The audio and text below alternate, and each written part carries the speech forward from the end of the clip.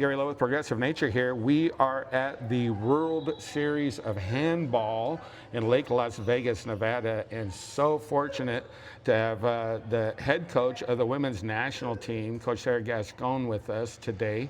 Did I say that correctly? Yeah. Okay. And, USA women's national team just played a tough game against Salt Lake City. They come out on top. They've been dominating this tournament. And, Coach, we appreciate you taking a couple of minutes with us just to kind of talk about what's going on here, not only with the team here at the tournament, but the program overall. Yeah, I'm happy to. Thank you for inviting me. So I came into town yesterday, and I've watched, I think, at least 3 games with the women's national team right now. They look super, super strong. Yeah. You got to be proud of what they're doing. Yeah, I keep emphasizing, aside from us acquiring handball skills and improving our performance, it's really the fitness level that's most important with the game right now. The game has changed significantly over the last few years, so a lot of it right now is about power, speed, explosiveness, and endurance. So we really focus on those aspects of the game outside of the court with our strength and conditioning program. They spend several hours a week with the training, both in the weight room and on the track. And then we have our skill sessions, usually in the evening, which are handball practices. So we'll do both technical aspects of the game and tactical aspects of the game. But they all know fitness is priority number 1. And then the other elements of the game, tactical knowledge of the game and who we're competing against is the next priority. So 1A, 1B.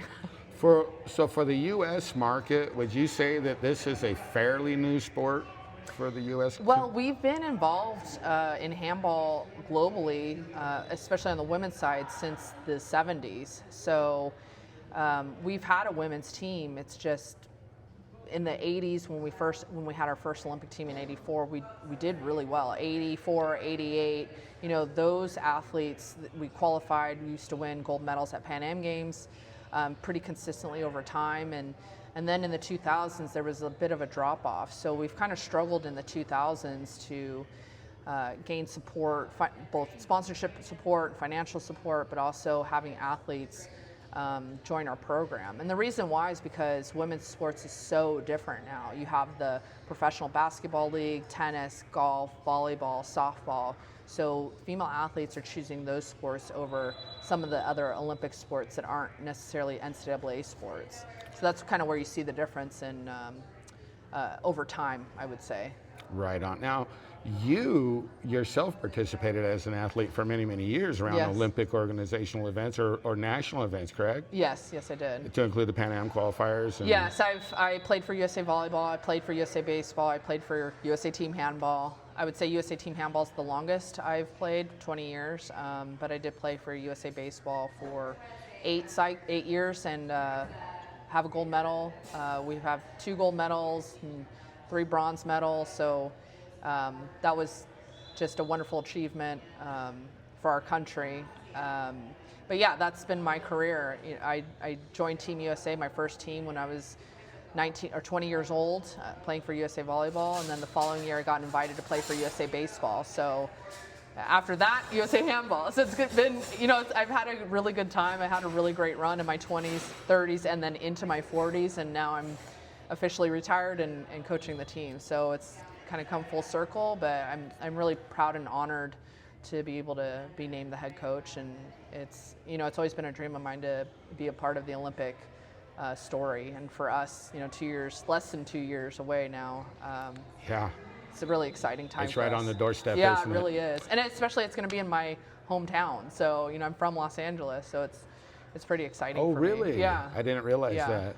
So that is amazing, Coach, that you have lived out your Olympic dreams and your athletic dreams, and now you're helping these young women live out theirs, right? Yeah, and for me, it's really fun to listen to them, and I ask them, why did you try out? Why did you want to participate in this? And some of them, they come back and they're like, I always dreamed of this. I didn't know it was handball, but they'll say, I always dreamed of it. I wanted to play for USA Volleyball, or I wanted to play for USA Soccer, or one of the USA sports, and now. What I heard, even when I heard last night, like, this is my second chance. Like, I get a second opportunity to do this. So, I see myself in them because I am them and I was them. So, I think I could relate to them at that level, and I think that they also appreciate that too. Because Wow. Well, it's that approach and vision that makes part of what makes you an amazing coach. oh, thanks. Coach, I have met a few of your players. I've had the pleasure to talk to them. I just met one of the players from the game. By the way, congratulations on a big win against Salt Lake City. That was a good win for them. That was solid. Yeah, Salt Lake put up a good game. They did. For they y'all. did. Yeah. And I know you need more high-level competition to continue to Yes. refine your edge. But this player, she told me that she actually started playing team handball in February of this year. Yes. And here she is now at your development camp in Yes. Vero Beach, Florida. Is that correct? Yes, yeah, I have several athletes in that area. We have our full-time residency program there. We share court time with the men's national team.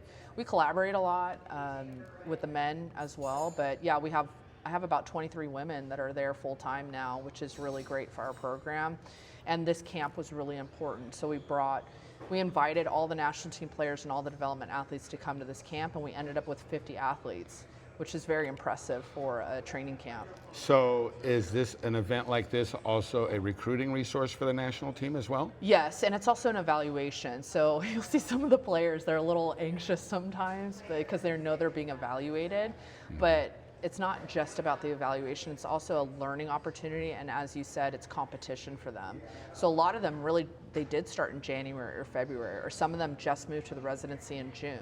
So they've only been playing for 2 months. So some of those athletes that you just saw playing, they've only been playing June and July, and now they're putting on a performance like that. That tells me the future is bright for our women's program. So I'm curious, is the team still developing as far as we are still looking for amazing athletes right now? Yes, we are constantly recruiting athletes and looking to fill our player pool. People ask me sometimes, do you have a cap on residency or do you have a cap in the player pool?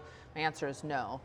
If you look at any other Team USA team, whether it's volleyball or soccer or softball, on the women's side, there's thousands of athletes in the player pool, and there's also thousands of athletes in their development pool. So you're always looking for talent.